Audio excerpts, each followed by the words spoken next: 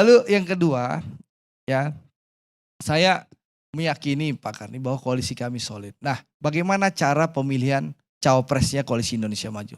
Saya ingin menegaskan bahwa Koalisi Indonesia Maju ini sudah sepakat bahwa pemilihan cawapres kami Om Panda akan dilakukan dengan cara musyawarah untuk mufakat sesuai dengan kearifan bangsa kita. Kami meyakini bahwa ketua umum partai pendukung dan pengusung Pak Prabowo ini semua merah putih. Bahwa akan dilaksanakan dan dilakukan dengan cara musyawarah untuk mufakat tanpa voting.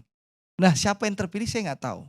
Tapi kalau bicara anak emas Pak Jokowi, kemarin saya nonton bola di Solo. Pak Jokowi itu di atas saya. Pak Jokowi duduk, sebelah kanannya Ibu Iriana, sebelah kirinya Jan Etes. Sebelah kirinya Jan Etes itu ada Erick Thohir saya lihat. Sebelah kiri lagi ada Bahlil Lahadalia. Jadi memang mitra kita dua-duanya menteri yang hadir Pak Nusron. Mitra kami di Komisi 6. Katanya lagi keluar negeri. Informasi yang saya dapatkan. Bukan, udah diwakili anaknya kan.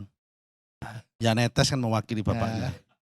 Tapi yang menarik, Mas Ganjar gak ada.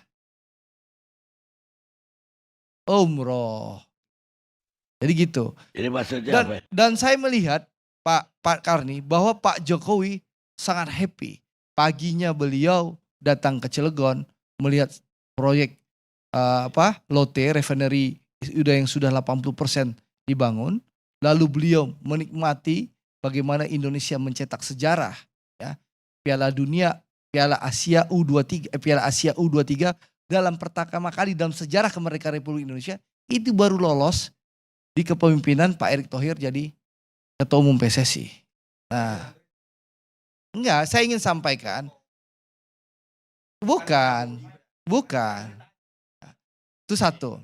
Saya melihat itu ya, itu keberhasilan. Lalu yang kedua, saya lihat Pak Jokowi sangat happy dan bahagia hari itu. Nah, bicara siapa cawapres Pak Prabowo, terus terang saya belum tahu, ya, saya belum tahu, karena itu adalah kewenangan para ketua umum. Tapi siapa yang saya dengar? Ada berapa nama? Tadi saya sebutkan Pak Erick Thohir. Pak Erick Thohir salah satu calon yang potensi karena itu diusung oleh PAN.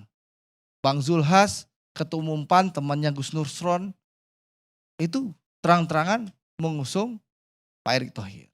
Lalu juga ada suara-suara mendukung Mas Gibran menjadi calon wakil presiden Pak Prabowo. Tapi kami ini Om Panda Opung, kami taat konstitusi.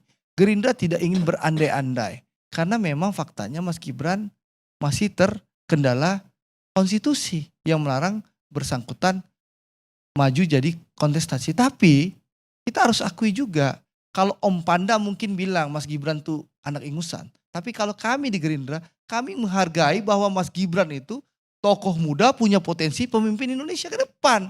Itu bedanya kita. Kalau Om Panda bilang Mas Gibran anak ingusan, di Gerindra Mas Gibran sangat kami hargai. Tokoh pemimpin masa depan Indonesia. Ya, itu bedanya kita Om Panda. Daripada disia-siakan di PDIP, mendingan jadi wakilnya Prabowo masuk Gerindra gitu terus. Jadi siapapun, jadi saya ingin menyampaikan, termasuk Pak Prabowo juga menyampaikan bahwa beliau bisa bekerja sama dengan siapapun. Dengan Mas Ganjar pun Pak Prabowo bisa bekerja. Dengan Mas Gibran bisa. Pak Erick Thohir bisa. Dengan Prof. Muhaimin nggak bisa ya? Dengan Mbak Yeni juga bisa. Kang Emil juga bisa. Bahkan dengan ketua umumnya Gus Nusron, Pak Erlangga pun Pak Prabowo bisa bekerja sama. Jadi kami optimis. Sama Caimin aja nggak bisa ya? Sebenarnya bisa bekerja sama. Bisa. Tapi memang musyawarah untuk mufakatnya kemungkinan Gus Muhaimin sudah nggak sabar nunggu musyawarah untuk mufakat.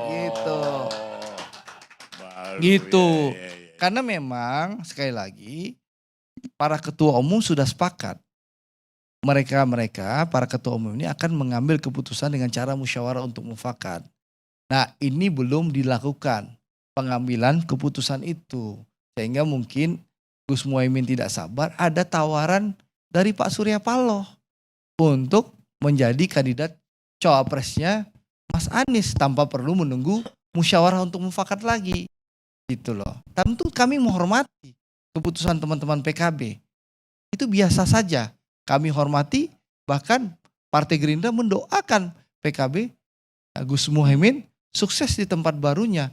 Itulah kedewasaannya Partai Gerindra di bawah kepemimpinan Pak Prabowo. Karena politik Gerindra itu mempersatukan, bukan memecah belah. Kami ingin merangkul, bukan memukul. Dan koalisi kami kenapa begitu sejuk dan teduh?